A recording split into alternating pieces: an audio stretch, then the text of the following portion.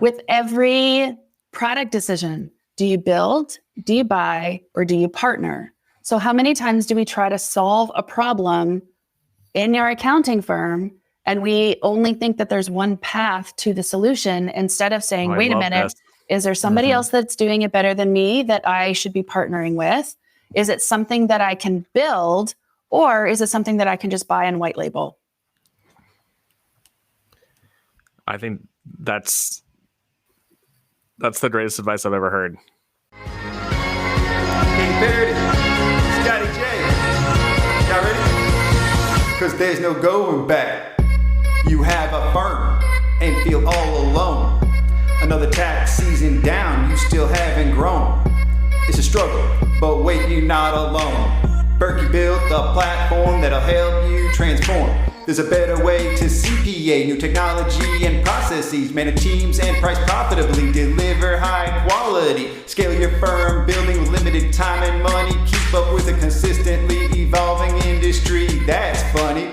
Building and branding can be backbreaking, growing from scratch to sale. Don't sell your soul for traditional. Come join a platform that's built to scale. Share strategies on a complex itch to tax, tips and tricks. Dark horse so dope, there's not a problem that they can't fix. You wanna collaborate. You want both autonomy and support. If you want community, then become a principal at Dark Horse. So if you're ready, say a better way. A better way, not CPA. You are There's no going back. Didn't actually go to university right after high school. So I never really worked like retail or fast food like other high school students did. 15 years old doing accounts payable at an office in my spare time. I feel like high school, congratulations for doing your job. Being a high school doing accounts payable. May I have your attention, please? May I have your attention, please? I repeat, may I have your attention, please? This is another public service announcement brought to you in part by Accounting High. The views and events expressed here are of the next generation of accounting and tech professionals leading this space. The events and suggestions are not to be taken lightly. Children should not partake in the listening of this podcast. Anything else? Yeah. So without further ado, introducing the star of our show, Jason Ackerman and Scott Scarano. And special guest, Rachel Fisch. Hello, how are you guys doing? We're doing great. We're good. I'm just glad you don't have to be a son or a daughter of a CPA to be a guest. So that's good. Scott's not even a CPA, so. I'm not either. This is perfect. So how'd you get into accounting? It's the same. I feel like it's the same story. Like, does anybody ever intentionally go into accounting? So here's my story. I was a smart student, but a very lazy student. So when I took accounting in grade 11 and managed to get through the whole curriculum within the first month, I was like, this is the career for me. I'm good at it. And that's 11th grade. It comes 11th grade. Yes, sorry. And the way that Americans say it, 11th grade. I'm good at it and you can make a living at it. And so I just kind of started doing that. So I never really worked like retail or fast food like other high school students did. I went straight into administration and accounts payable and 15 years old doing accounts payable at an office in my spare time. Yeah, but then just kind of worked up from there. And now here I am. So the best of the best know what they're good at and they lean into that when they're young. Sure. And it doesn't have anything to do with laziness or maybe the most so it's a good lazy. Liz says this too. This is on her episode. Like she wants the good lazy. She wants somebody that wants to learn how to be able to sit on the couch and figure out a way for a robot to come give them their food, and get their beer for them, press a button for this to happen. And this, like the automation lazy, I don't want to do this shit again. Like I've already figured this out. Let's go do something else. So Well, I am grateful because you do see whether, whether it's high school students, which I now have one. My daughter is now in 10th grade, as the Americans would say. ooh, mine in 9th. But even like people in their first, second, third, fourth career, really struggling to find that thing that they are great at, that you can actually make money at. So I'm actually pretty lucky and blessed that I figured that out a little early, regardless of the lazy start to it. So did you go directly and start your FischBooks? I did not. Yeah. So let's hear the story. Yeah, there's Yeah. a winding road between being a high school doing accounts payable. I'm listening to that going like, who does that? Oh my gosh. Okay. Yeah. So just started taking on accounting roles. And so didn't actually go to university right after high school, then applied as an adult student. But then we had like a pretty drastic cross Canada move. And so I'm like, I'll just start working and we'll figure out what happens later. But then again, remember, lazy student. So if I'm already doing more than what the education that I would be taking will teach me how to do, why would I do that? Anyway, so I took like half a dozen courses, but just worked my way up to corporate controller ultimately. And then I was in a pretty small town just west of Winnipeg, Jason. And it was getting harder and harder to find like corporate controller gigs for an undesignated accountant. So I was on maternity leave with my second daughter, because we have maternity leaves in Canada. And I just like, I can't keep going back to the same kinds of companies that, that think that their controller or their accounting person is somebody that they need to hide transactions from. It's like, I'm actually on your team. So it was just a mindset in that smaller town that I wasn't crazy about. So I figured that more people would need, more smaller businesses would need that kind of expertise. And so actually the original iteration was Fisch Financial, because I liked the alliteration. I had a cute little logo with the FF, and then everyone thought I sold insurance. And so I've got to do something about that. And then, about a year into it, maybe 2 years into it, I switched over to FischBooks. Now, FreshBooks existent then? Was FreshBooks around? They did? FreshBooks was around. Yeah. Yes. In fact, it was just, I'm trying to think, like a year, maybe 2 ago, that I met some of the executive at FreshBooks. And I said, hey, funny story, guys. My company was FischBooks, and my Twitter handle is FischBooks. Isn't that hilarious? Ha ha ha. And I thought that was funnier than they did. Yeah. So, I liked it a lot. Once you get up corporate level like that, they're not allowed to laugh, like legally. Oh, they can't laugh at your jokes. That explains it. Because then they would be giving you consent to have the name FischBooks, which they cannot. They can't do. Yeah. So it was All funny to me. Technicalities. So you keep saying you were smart but lazy. You were a lazy student. Tell us what you're not lazy about, or what you were not lazy about then. Did you have other activities? Because you don't seem like a lazy person. Maybe a lazy student. I am not. I honestly don't have a lot of hobbies. Yeah. And that's come up before in podcasts too. Have you been on John Garrett's episode? You're going to hate our John Garrett's last guest. End? Yeah. Yes. And you have been on that? I have been on that. And I was on that. And basically the beginning of it was, so I don't know what we're going to talk about because I have no hobbies. And thus the episode began. He thrives off of that stuff, though. I'm sure he dug in. Yeah. Yes. However, Scott, I'm finding that this means you maybe haven't done your homework, because John and I did mini podcast episodes every Monday for over 2 years. Wow. Called Green Apple Slices, because I had so little to talk about that we just talked about other stuff. And so, we did like over 2 years worth of these mini podcast episodes. This sounds very familiar to what somebody in this room is doing now with mini episodes, but mine aren't green apples. They're just letters with the letter P. They're just Nick's tips with words that start with the letter P. Yeah. Right? It just, if you have you got a good rapport. And you have, yes, and it's just working and flowing. And I remember he told me about green apple slices, and he told me about this. And subconsciously, I knew. That's why I brought it up. But he definitely just told me like last month or 2 months ago. That's I so just heard funny. this story. Yeah. So But, what had yeah. happened? So I didn't think that I had anything to talk about. And then I was talking to a dear friend of mine, Lisa Channel Landless. And I was like, I've been invited to do this podcast. She's like, do it. But she's like a huge podcast fan. So I was like, okay, but are you saying that because it's a podcast? Or are you saying it because you think it would be a good fit? Whatever. She's like, I don't care. Just do it.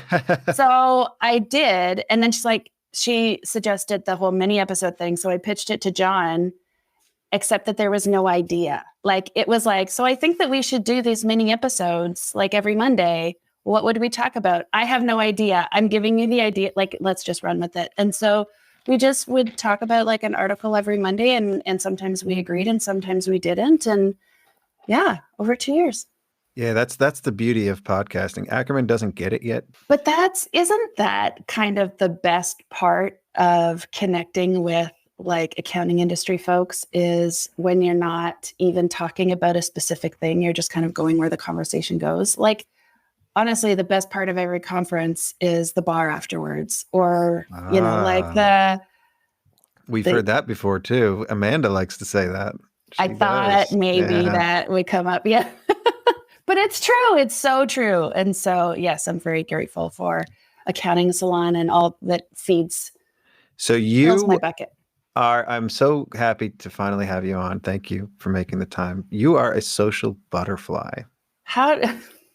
Okay. Well, you seem to know everybody. Everybody kind of I've knows heard everybody that. a little bit. That sounds like But- you, Scott. Doesn't it? Like, so that's why it's great that we're finally meeting here. Is this a first It's date? true. It Kind of. is. Yeah, and Ackerman's Yeah. our chaperon. So I'm Get kind of to have nervous. those. I'm a little That's nervous. the best thing I'm I'm a looking little forward to when lost my for kids are words. older, is chaperoning, stuff like that. Can you So- tell us a quick, like, chaperoning your 10th grade daughter? Tell us a great story about. I Yeah, haven't we are. had to. She's such a good kid. And I mean, we still had lockdown like a month ago. We were just finally getting out of yet another lockdown. So, I mean, she is now in the middle of 10th grade. I feel like even though she's a year and a half in, there are so many things that are happening right now that are brand So new. she to kind of her. missed 9th grade, which I feel like is the best grade to miss. She missed Grade ninth Best year to grade. miss. If you would. She grade 9, yeah, the way Canadian. She missed her grade 8 grad. We had just bought the dress. I mean, it was a beautiful dress. Honestly, we took pictures though, of the dress. but should it was we be like, celebrating graduating grade 8? Thank you. Yeah, I'm with you. I'm Like, actually with you on that's that one. nothing. My daughter missed it too. I'm And all my yeah. my brother It's a pulled the thing. shower in the science lab and was told not to go. But no, we The- totally should be it. No, it's a thing. It's a I'm thing. like- It should stay a thing. I feel like high school, like, congratulations for doing your job. That's how I feel about it. for doing what's been asked of you. Good It's job. like, Could we maybe translate that into the corporate world just a little bit? yeah, like all this Yeah. praise, like, it's praise. It's like, yeah, congratulations, you're doing your job. right. How do you feel about that? Let's transition. Yeah, let's transition it to the Well, I question. was even going to talk about the social butterfly thing, but that's fine. Yeah, let's We're go to already the on social next butterfly topic. thing. Can we please go into that? I brought Well, True or you false? You sound Social passionate butterfly. about it, Mark? Scott. I want to know what's going I on. knew we What's- were going to go off the rails. It's fine. That's gonna be one of the My- CPE questions. Is Rachel Yeah, a social this will- butterfly? this Is she might a be, social yeah. blank butterfly? So no. I think this is. I feel like this is. This probably will bookend or dovetail into what you do at High Rock, but Sure. I do feel like you're a connector. You know a Yes. lot of people, and you use that to basically. Oh, I know a person that could do this, or that does this well, or that does this, and almost everybody probably already knows Rachel, right? So it's like you can be media, you can be press, you can be public relations. It's funny though, because it's one of those things where I have heard that from lots of people, but I always assume, so 2 assumptions that I make: that nobody knows or remembers me, even if I know or remember them, and that I assume that everybody in my network knows each other, because it doesn't make sense that they don't know each other. So it's kind of weird then when there are multiple people inside my network and they don't actually know each other. I'm like, what do you mean you're meeting for the first time? Also, what's really funny, so I had about 3.5 years at Sage, where my profile, like my social activity, was a little different, because you need to be mindful of, sometimes like the brand that you're representing in some cases. And so once I was done my time there, which was like October 2020, I guess, so about a year and a half ago, I felt like I could just kind of do anything and go anywhere. And I was getting some comments from some younger folks in the cloud accounting space going, oh, who's this Rachel person? Like, where did she come from? Wow, you're really like, I'm like, oh, please. Like, I've been doing this for 10 years. It's just, anyway, it's kind of funny to me, but it is what it is. So yeah, it's still funny when I meet people that are like new to the cloud accounting world. Oh, I remember what it is. I posted something on Twitter, of course, something about going to a Xero event, because before Sage, I was kind of QB centric, and then I was at Sage. And so I was just finally getting to go to my first Xero event, and somebody responded, oh, good. Now you get to learn about the cloud. It's like, really? All right. Sure. Your head's been in the clouds for years. I know, right? Yeah. I was thinking I'm like the grandma of the cloud now. It's like now there's a whole other generation that's like picking this stuff up. But I would say when you're talking about hobbies and stuff like that, I really truly have a passion for moving the industry of accounting forward. And I'm kind of always noodling on, what does that look like? How does that look? I think the role that I have now at High Rock has allowed me to look at now more parts of an accounting firm, or what the future accounting firm looks like, as opposed to, just operations or just production. So yeah, it's cool. Moving the industry forward is why we're doing this podcast. So what does the future of accounting look like? Robots are going to take your jobs. Haha. No, I'm kidding. Honestly, great. Take it. So here's my. Why won't I'm waiting for a robot to walk in and say, please leave. Yeah. So here's my challenge. And I think I did a couple LinkedIn posts on it. So my challenge is taking a close look at those things that we consider holy grails. So if we're really considering innovating in the industry and moving the industry forward, what does that look like? And in many cases, it's an accounting software that does X, right? Or it's accountants who do blah, blah, blah. But the problem is, anytime we're having those conversations, we're usually talking to accountants. And I find that accountants are kind of wary to take themselves out of the conversation. And I actually think that the best innovation and the most innovation will come with a perspective that does not have any holy grails, right? That you're not holding on to anything just because that's the way that it's always been, where we are truly looking at a data-centric view of the things that small businesses and, mid-market and enterprise actually need to be successful in their businesses. Because I guarantee you, almost 100% of the time, it is not accounting software. So I think that there's a lot of work to be done in that area, and I'm exploring some interesting things. So what do you mean by holy grail? What do you think the holy grails of accounting are right now? I was going to say QuickBooks. That's not a bad answer. Not on here, baby. Not on here. Not today. I don't know. Like, if you actually look at what small businesses need, what logically, practically do small business need? They need a bank account. They need payment methods. They need to file their taxes, sometimes some installments. I think the US has a crap ton of work to do in the automation of tax right now. I think that there are some things that Canada is a little more ahead on in terms of its banking infrastructure and its tax infrastructure. But what happens is that even though they are, in my opinion, more advanced than the US systems, they are also more locked down. So for example, there are fewer challenger banks and fewer fintech companies up and running in Canada than there could be, because the rails, the payment rails and everything like that just aren't set up for innovation or for outside challenging. I don't know how to say that well. Anyway, in the US, it's if you find a need, fill it. Other people probably see that same need as well. And so, that's why, for example, HubDocs Toronto company launched in the US first. Relay, Toronto company launched in the US. We know this. Yeah. Right? It's So it's disruption is This the sounds word like a I lot think of you were Canada looking for, hate. right? No. No. Here's the thing is that clearly we have innovative minds in Canada. We currently do not have an infrastructure that welcomes innovation. So those ideas have to go elsewhere. Disruption, I think, was the word.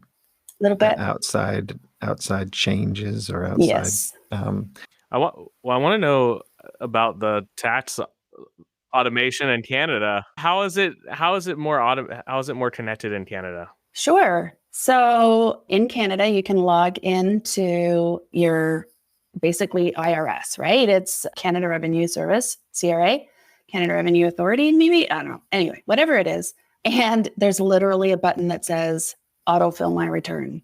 And so it takes the information from your T4 slip, which is like your wage slip, and it automatically fills in your tax return with information the organization already knows about you.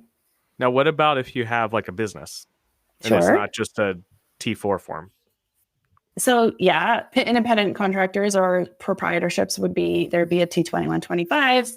And then for corporations, there's a T2. But working with accounting programs or with bank programs or anywhere where the data is being pulled from to better identify those things. So here we've got what's called GIFI mapping, generally indexed financial information. So essentially those data lines going into the lines within your tax return.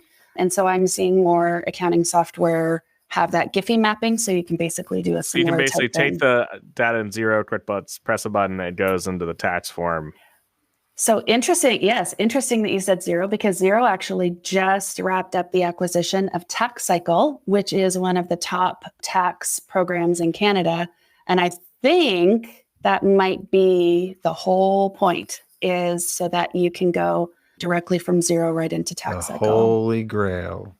So you don't, I just want to get this straight. You That's don't fine. fax the Canada Revenue Service. Like you can go online. You don't have to fax them You stuff. can go online. You can submit documents online. They No tell faxing. you if no. Well, I think there are some things that you still have to fax for, but certainly not a basic or like getting authorization to serve a client. That you can all do online. Processing your tax returns can all be online. Checking your installments, making installments, all that stuff is all online. That sounds amazing. Move to Canada. You know the IRS software is from the JFK administration. Do you know that? I did know that. Yeah. And I was just thinking about Scott with his prescriptions. He could come and get super cheap drugs. Yeah. No, Oh my, I know. Scott, this is I it. think I'm ready to move. This is it, baby. But I Like, could also get super cheap drugs in Mexico. yeah. See, that's probably where you're going. Yeah, the climate for climate reasons, though, Rachel, Fine. not for Yeah. not for weather. As not it's for- hailing outside right now. Oh, no. Yeah, I don't blame you. I got put in a much better mood when our weather got better. We've been in the 70s Yeah, for it a couple works. days. It works. No, I think though when the IRS modernizes, which I don't know, might be in your daughter's lifetime, that will lead to a lot more innovation. Like But they're that's kind of so what we need. behind. Like, how are they ever going to get caught up? Well, That's not then a how are we conversation ever going to for get today. automate tax returns then? Well, you're We'll not. punt that one. But So, Rachel, you Yes, you yes, sold yes. your bookkeeping firm. I didn't. It imploded in a brilliant, imploded? disastrous mess. But yeah, that's Tell us fine. about this. Even better. Tell us exactly. This is what I want to hear. I'm fascinated by this too. 'Cause- You're fascinated by disastrous messes. Okay. exactly. I thrive in a disastrous mess. So, yeah. So while I had my own practice and it was, going strong, it actually started shortly after I started actually my own practice. And I called up a QuickBooks training place here in Canada. And I said, hey, I'm like in the middle of the prairies and you never do training here. So I think that you should come here and do training here. And they said, oh, that's a great idea. So tell us about yourself. And somehow by the end of the call, I was doing training for this training company. Meanwhile, I was calling to ask them because I needed training because I was going into business for myself. I, did the rounds. What should I be using, Sage or QuickBooks? And it was like 50-50. My first couple of clients happened to be on QuickBooks. So I kind of went down that training route first. And so that's anyway. But within a month, I had trained every course within their portfolio.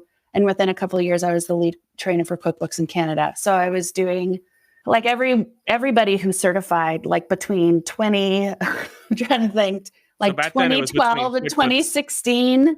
So it was between QuickBooks Desktop and Peachtree then. So Or is that what they called it? Not quite. In Canada, Sage 50. Sage 50 had bought it, Simply Accounting, actually. So it's called the same thing. It's still called Sage 50, but in Canada and US, it's actually two completely different products. They were desktop products. But they are desktop. In Canada, I had started on QuickBooks Desktop, but there was a client of mine who had a couple of different locations, and we were trying to figure out how to work together. And there were a couple of cloudish. Oh no, he had a Mac, I had a PC. Anyway, we're still trying to figure out how to work together so that we aren't duplicating things. And I think the only thing on the market at the time was QuickBooks Online. Now, this is the original iteration, and I feel like it's one of those traumatic. Learning the original QuickBooks Online, so like QuickBooks Classic, is one of those traumatic events that bonds people. Like if you can find other people who know the blue screens and know that you couldn't print a check and know that you couldn't do bank recs in this thing, it's like, oh, you're my people. You had to go through the same struggles. Anyway, so then they went through this whole... Most of those people moved to blue apps.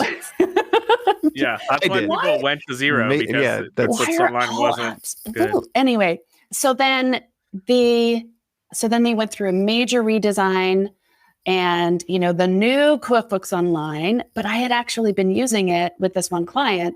So my boss at the training company said, hey, so there's this new thing and they want you to start training on it.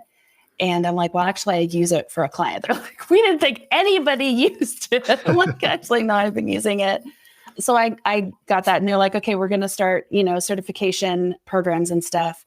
And I had already been scheduled actually in Winnipeg for QuickBooks Online certification training for a Monday. I was a couple hours away. I got the curriculum like end of day Sunday, the day before, and then had to learn it overnight because there's a difference between using a product and training a product. And then be in front of a room full of Winnipeg certification people. And if you don't know, I think the name Winterpeg is not lost on them. I was going to say they're kind of cold-hearted. They're not cold-hearted. I know lovely people in Winnipeg. Hey, you're talking about my grandfather here. Relax. They don't have a lot of patience. We know this. And so that was the most brutal training session I had ever done because there were things that weren't amazing about the product. And I looked like the representative from the product. And so I should have gone with some armor. But yeah, so that's how that got started. But it also meant that I got to speak at amazing conferences, in the Intuit Insider events and all of that other stuff. And so it's at some of these conferences that people at Deloitte saw me speak. And they reached out and I was looking for a change. I've been in my business for about 4.5 years. So it's like that itchy feet kind of time when it's either I need to shut it down or I need to go big, but it can't stay the same. My clients are ticking me off. My team is ticking me off. Something has to change. So yeah, Deloitte offered a role that would actually take us back to Ontario. So I was from the Ontario area originally. And so I was able to bring my husband and my girls kind of back to my home area with me. And then the first day I started at Deloitte, I got handed a brand new job description that had nothing to do with the job I thought I took. And so sitting there going, I would not have moved my family across Canada anyway. Holy shit. So it was a year of, I said I would give it a year. It was extremely challenging. I learned a crap ton. And a year and 4 days later, I started at Sage. So was the right hand not talking to the left? You moved. This is what I don't get about the big four trying to get into bookkeeping. It's like their clients aren't people who need outsourced bookkeeping. It just seems like they're trying to go down 2 levels and they can't afford the price. So yes, so they were going down market. So there was a lot of things not talking to a lot of things. So it wasn't just right hand and left hand at that point. If I were them, I would be exploring similar options. But then you hire experts, such as I thought I was at the time, and they hired some other amazing people as well. But then you trust them that if we were able to build our own practices we kind of know how this goes a little bit. So let me do that here. And there was just too much other structure. I mean, I think one of the biggest mistakes in terms of Deloitte, and there's a fantastic epilogue on this that I'll get to, I promise, that going down market and on paper, like it totally makes sense. But yeah, there were just too many. Does it make sense though? That's what I don't get. There is still a need at every level to me. for accounting services.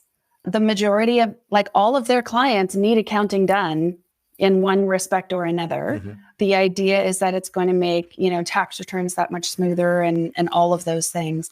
But there was just way too much pushback. I think their single biggest mistake is that they put that part of the organization in the audit and advisory section of the company, which you're dealing with mindset at that point, right? It's accountants. This is the way we've always done it. It's desktop, it's paper, it's whatever. What they should have been doing is put it under Deloitte Digital on more of the tech side. I mean, they had some phenomenal. Did they even have the word CAS then? Did they use that phrase yet? I think those are like pre-CAS. Like that's how pre-CAS. old I am. Now CAS is still relatively new. It is, but I think that people underestimate, especially in large firms like that, they underestimate how big a part mindset plays into these things. So again, on paper, these are the kinds of clients that need accounting services. So this is where we're going to put that cloud initiative except that every single client was like pulling teeth to try to get paperwork out of them. The partners that I was dealing with was like crazy. Well, why don't we just get a copy of their Sage 50 backup? And then on the other side, you've got incredibly innovative people that are working with incredibly innovative clients.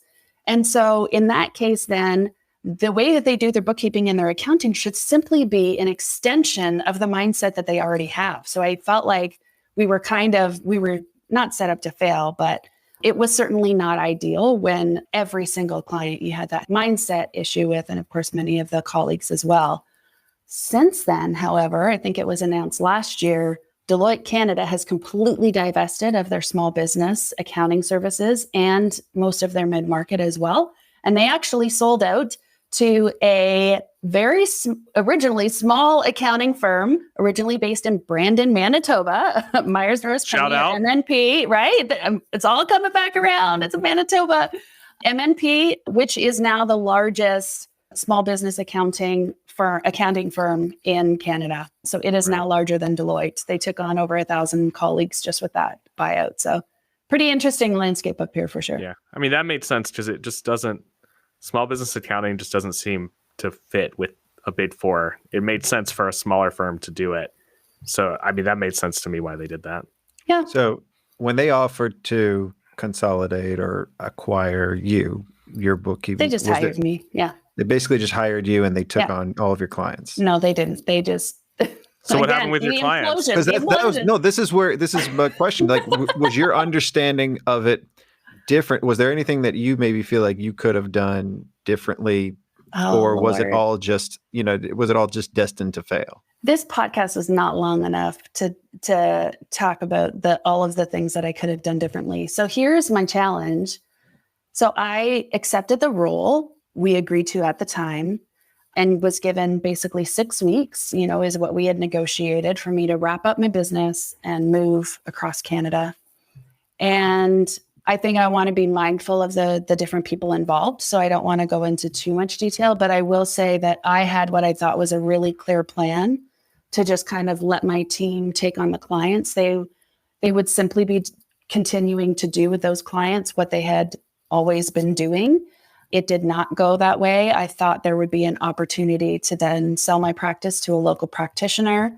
However, looking back, why would he give me a penny for anything when all he had to do is wait 6 weeks and I was gone anyway?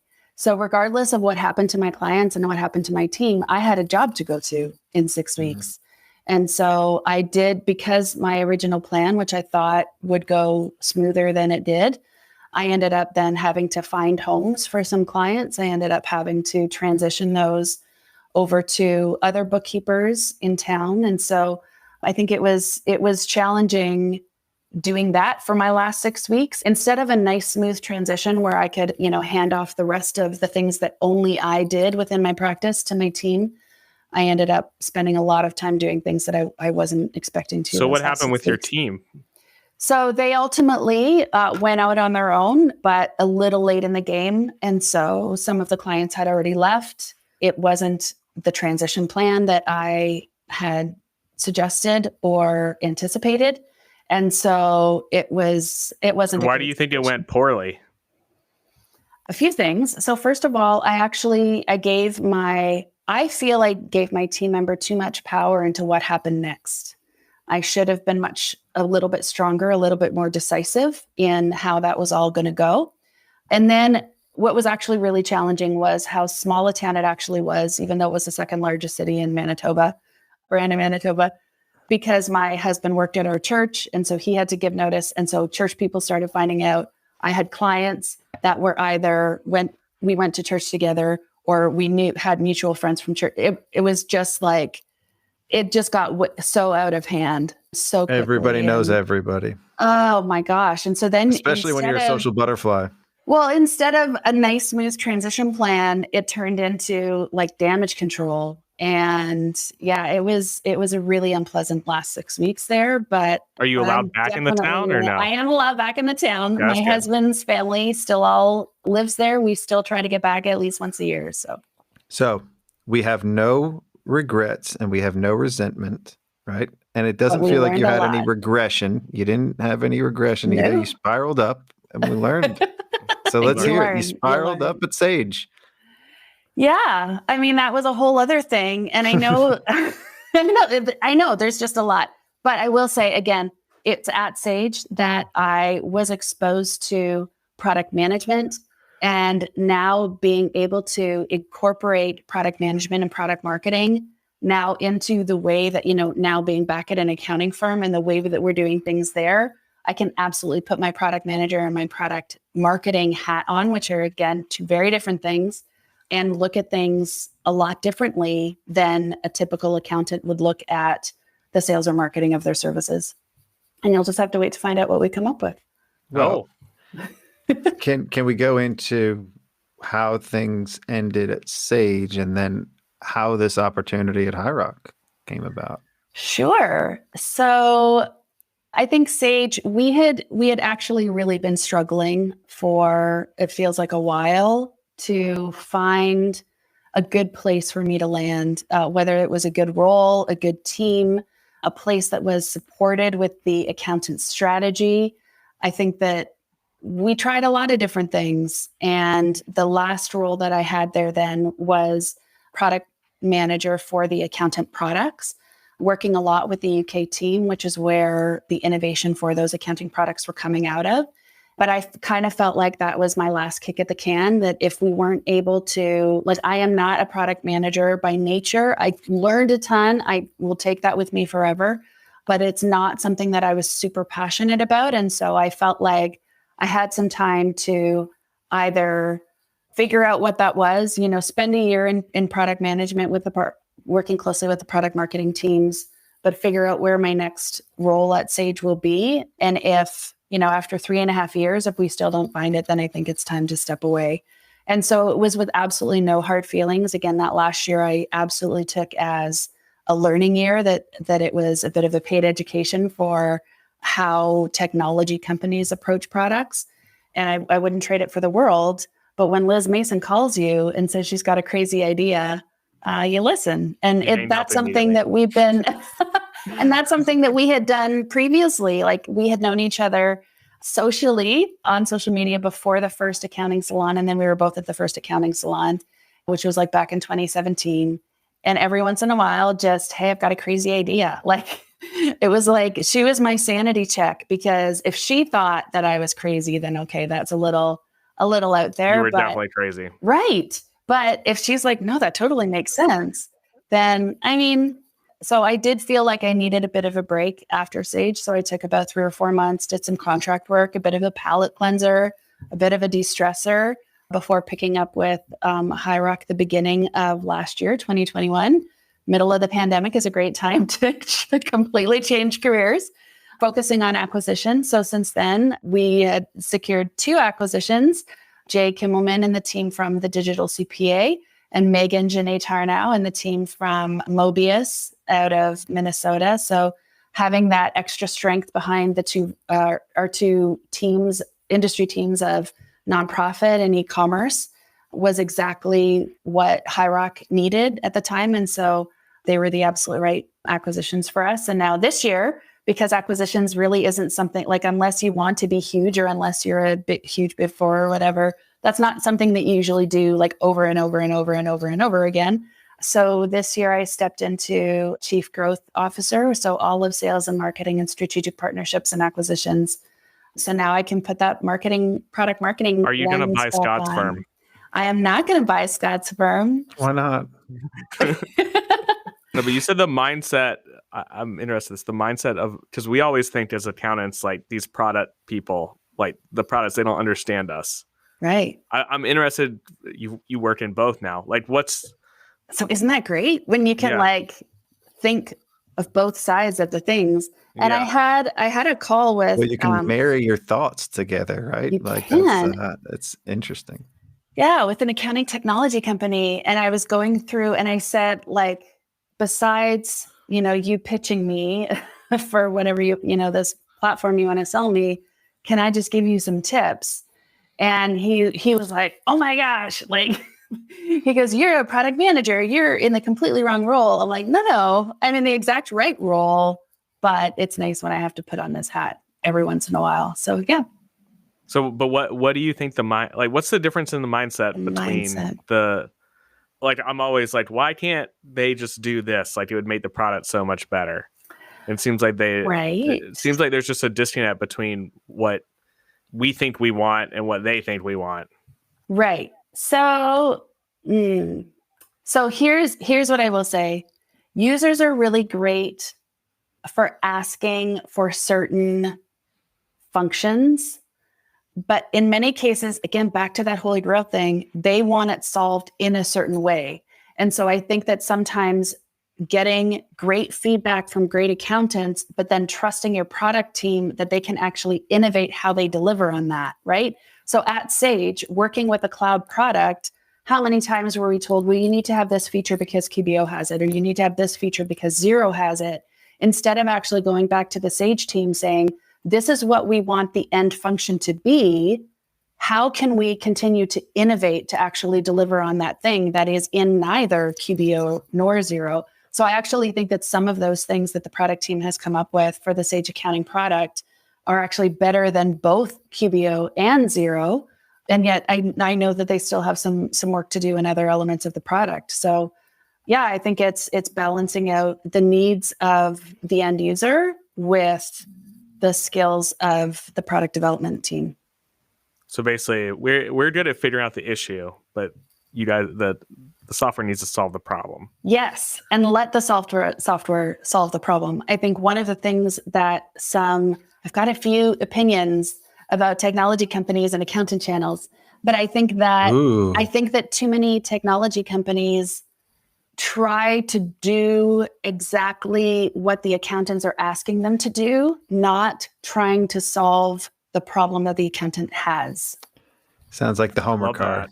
Sounds like the Homer car. Similar to the what? The Homer car. Nobody knows this. When Homer had to design a car, he gave them exactly what he wanted, and they built exactly what he wanted, and he bankrupted them. You've never seen that episode of The Simpsons? Yeah. I don't. Simpsons did everything. So your epilogue.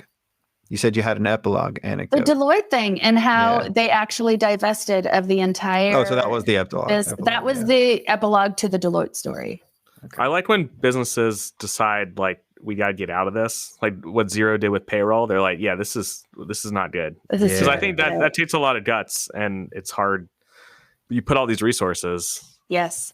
Well, again, with every product decision, do you build, do you buy, or do you partner? So how many times do we try to solve a problem in your accounting firm, and we only think that there's one path to the solution, instead of saying, wait a minute, is there somebody else that's doing it better than me that I should be partnering with? Is it something that I can build, or is it something that I can just buy and white label? I think that's the greatest advice I've ever heard.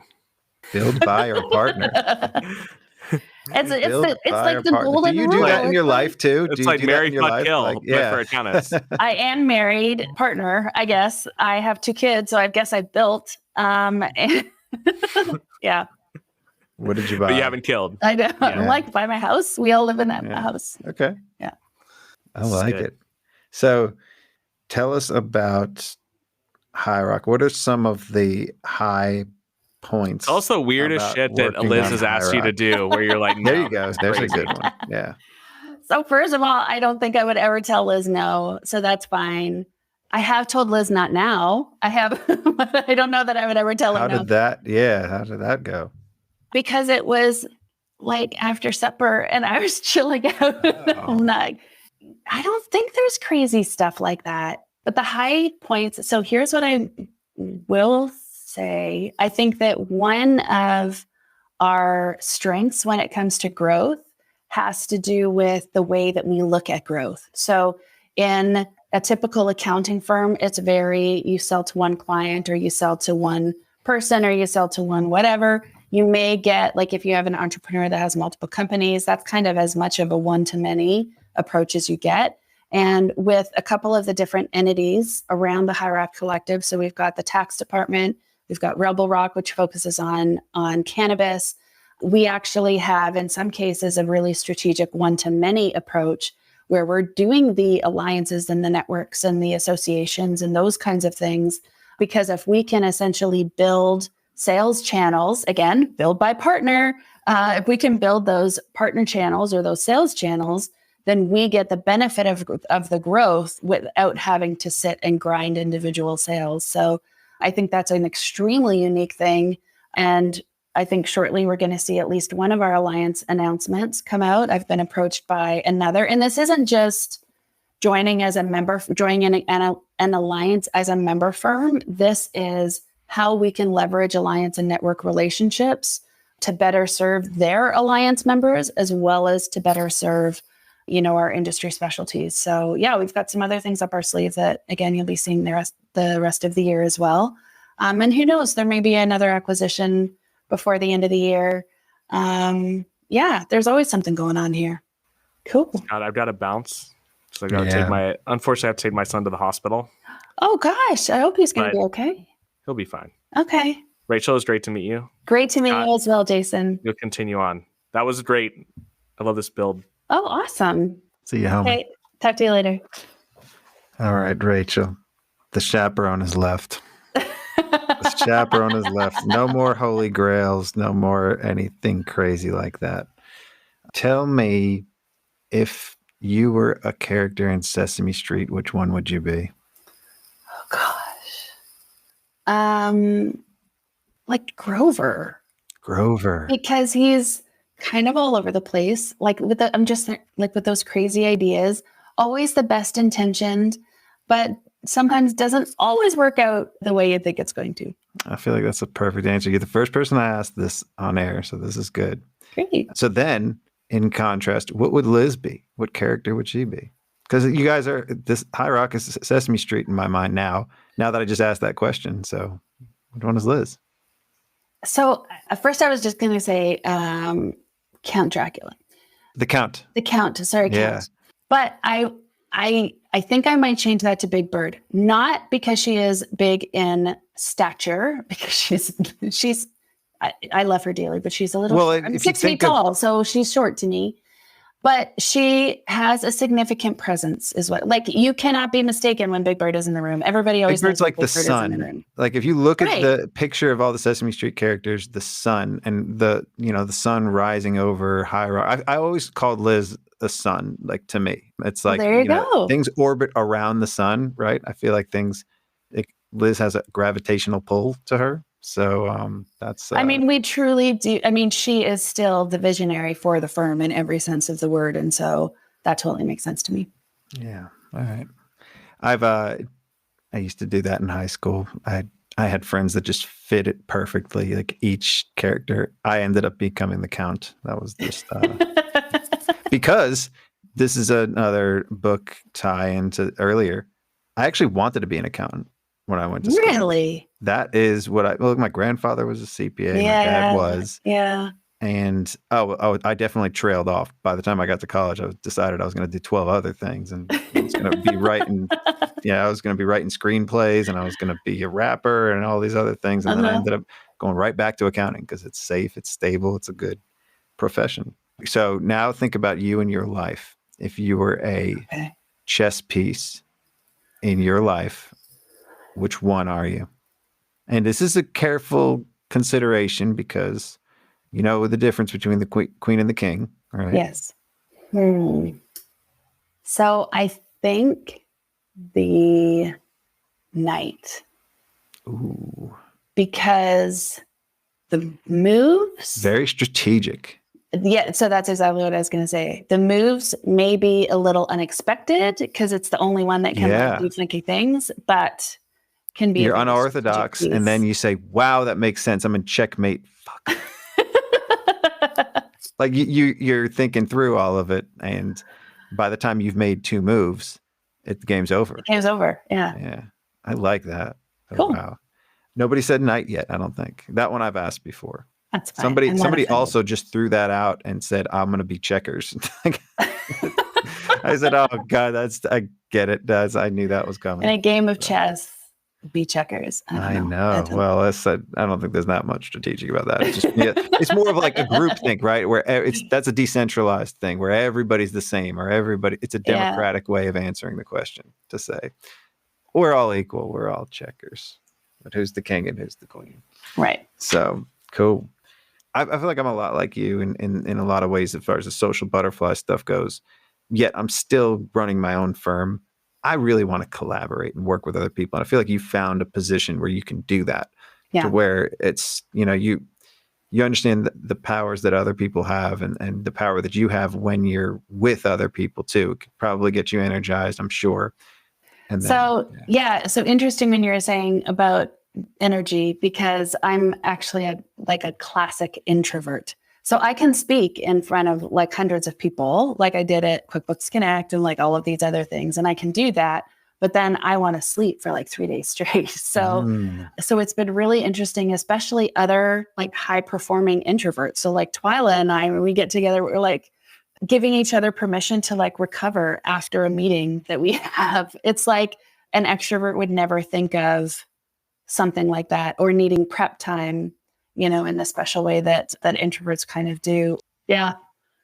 I can't relate to that one, but I know a lot of people that are like that, and I can definitely respect that because it's, there's a power to that too. There's I feel like people that claim to be introverts are very active on social media too. And you are. Sometimes. Oh, you go in and out of it? Pull back. Yeah. So to me, authenticity is incredibly important. And I think it's really important to make sure that the person that people are meeting on social media is the same person that they're going to meet in real life. And so sometimes I just don't have the energy to be all the time. Because you keep it real on social media. You call people out. You do a pretty good job of that. I've gotten in trouble for calling people out. Yeah, but you also have done good things. You changed Carbon event just because of calling certain attention. Calling people's attention to it. I like it's 2022. We really shouldn't be having all white anything. We're anymore. Awake. Yeah. So anyway, I just saw an opportunity and it's important to me to have racial and gender representation. And so, I do what I can being white. There's a lot of stuff that I can't do because I'm white. And so you leave that to the people who should be leading those initiatives, and you give them a microphone every time you can. And that's kind of, that's my job. The power that you have too, right? But I think that authenticity is incredibly important. And so, I would say even when you're trying to be, super social on social media and stuff like that, I've met too many people that are too different in real life to what they felt like on social media, and making sure that you're really consistent in the things that you're passionate about and the things that you talk about and how real you are with people. I think that if anything, that's where, the large network comes from, is just. That's interesting. I don't know. There's very many versions of Rachel Fisch. So yeah. I'm trying to do that because I have not been on social media most of my life. And you can see now I'm like diving in head first on Twitter. And I don't know what the fuck I'm doing. Like I want to try and be authentic. I want to try and be me and say the shit that I would normally say. And I feel like I am kind of I feel doing like that. you do. I'm definitely not filtered in a lot of ways. So hopefully that's coming across. I don't want it to be different in person and in social because it's just really hard. Like I used to just get so scared of Twitter because the things it would do to my head. Like I don't know. Maybe I look too far into certain things and then don't. Like, what does this follower thing mean? And what does this mean? Like, oh man. But there's the fact that is even a concern of yours, I think speaks volumes, because if people were just concerned about increasing their followers, and I've done some of those things, right? Where you follow and unfollow and, do the whole follow back percentage and the blah, blah, blah. I mean, this was ages ago, but now it's just, if you're going to follow me, great. If you're not, that's fine. Yeah. Yeah. I can't, I can't keep up with that stuff. Definitely. I thank you. Because I need some coaching on these things to make sure I have the right etiquette too. Like sometimes I don't know if my etiquette is poor or not. So I think is Accounting Salon your first like in-person event this year? No, we have a pageant one right before that. Oh, right. Yeah. So pay attention to Nicole Davis, who I love dearly. Oh, she's my pal. Right. I befriended her before. Yeah, before Twitter. She was the one who introduced me into Accounting Salon. She was suggested that awesome. I join it. Yeah. So have you been with her at an event in person yet? Okay. Yeah. She's an introvert. Yes, she is. But her Twitter game is like on phenomenal. And events and stuff like that. She's awesome. Oh, at events, because that's where I really met her in person. It was at Gusto Next. Okay. And she was there to do like live tweeting and stuff. Yes. So that's how I learned about Twitter. She said, she said she was going to send me something, and she sent to me in Twitter, and I was like, oh man, I don't even know how to get in there. and you're always like a class clown in there sometimes too. You're like laughing or making some fun jokes. So I enjoy that. Keep it light. Yeah. Liz was the first person who told me to get on Twitter, actually. So it all makes sense, right? Doesn't it all come together? Well, it was funny because Megan, Janae Tarnow, and so we again knew each other on social media before we met in real life. Met in real life at Accountex in Boston, like 2017, 2018, right around there. But then some of our High Rock team, I feel like they are not on Twitter at all and have no idea what tax Twitter is. And so we were all together for a retreat last November, and Megan is like, why don't you know these things? Like, why don't you know these people? Why are you following these things? Like, none of us would know each other if it wasn't for Twitter. So, I mean, since that, like, I certainly wouldn't know Megan, although we are in a couple of Facebook groups, so maybe we'd know each other. Chris Gino joined our team from the Dallas area. Oh, and wow. So, he is, of course, a big tax Twitter contributor. And so anyway, it was just kind of funny. So I think also that was when the VPD experiment was going on, was the week of retreat. So it was like, why are you guys doing videos every day? What's going on with that? So anyway, still interesting. We're going to have to get Megan on this show too. She's awesome. You guys did a threesome on with Blake recently. We did. Well, I guess foursome, including Blake. Yeah, I guess I just didn't even count him. Yeah. That's all right. Feel bad for Blake, but that's all right. It was Megan and Liz and I, with Blake hosting, of course. And he actually came to the house where we were in Scottsdale, where we were having the retreat. And at the time he came, was he the correspondent? No, he just came to do a podcast episode, but he came right when we were doing our hackathon, and he was like, this is so cool. You're an accounting firm and you're doing you guys did a hackathon? Yeah. So the first time I heard about a hackathon was Peter Wen. He was telling us about his hackathons. Peter. Yeah. I love Peter. So first time I had heard of a hackathon is when David Leary had hosted them at QuickBooks Connect.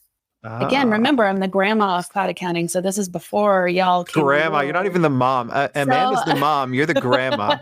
That is great.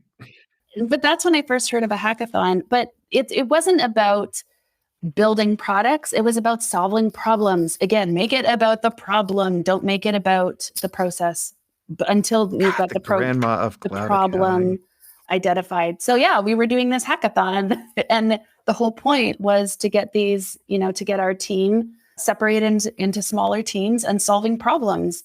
And what was really cool about the entire thing is that the next day when everybody did their presentations, a project that we were already working on, the end vision of this product included every element that each team had raised as a problem to be solved. So I was like, yes, yeah, we know we're in tune with the problems that our teams are facing, and we have a path to a solution. So none of that is forced. It's all just naturally going to come out. It was all just, they were not coached in any way. That's alignment right there. It was either solve a problem, either that we are experiencing or that our clients are experiencing or that are impacting anyway, solve it with technology. That was, it was very open, and yet all of the problems that were identified, and in some cases, the way in which they're solved, we will be able to roll out within about a year from now. So, wow. So what does a successful year look like for you and High Rock if I were to come back to you in March of 2023? I have very intentional plans in terms of what we're going to sell and to whom, how we're going to market and to whom, and being very specific on the ways in which we want to grow. Because sometimes a full-on client grab, right, where let's just get on, we just need more clients, let's just get on as many clients as possible, is maybe not the best strategic move for your organization. So, here when we're looking at, there's High Rock Accounting proper, and then there's Rebel Rock, which is the cannabis consulting. And then there is the tax department, which is essentially tax outsourcing for accounting firms. Those all have very different sales and marketing strategies. And so how can we be really intentional, but with, of course, the underlying or the consistent values, making sure that our strategies are in line with our values. And yeah. Do you plan on any rebranding for nonprofit or e-commerce? Because I feel like that specific industry vertical is Rebel Rock, right? And High Rock is more or less like an incubator of all kinds. Yeah. So Rebel Rock is specifically cannabis. High Rock is everything else. So we haven't had any discussions over rebranding. I'm not sure that it would be best actually because High Rock is such a strong brand that you want to take your brand equity into consideration when looking at rebranding. So I'm not sure that would be the best use. You can go E-Rock and non-rock or something like that. Like those just came out that just came off the top of my head. I feel like High Rock would have been the perfect cannabis vertical. I hear that all the time. Yeah. So I think that we are going to see, again, some more targeted marketing efforts in both of those cases. But I think that the High Rock brand is strong enough that we don't want to lose our connection to that. No, that's true. Yeah, it's kind of just like a side joke. Cool. Well, awesome. Great to have you on. I'm sorry that your day didn't work out. Thank you for having me. Well, it did work until I had you get back to your cats and kids. Okay, sounds good. See you, Rachel. Talk to you later. Bye.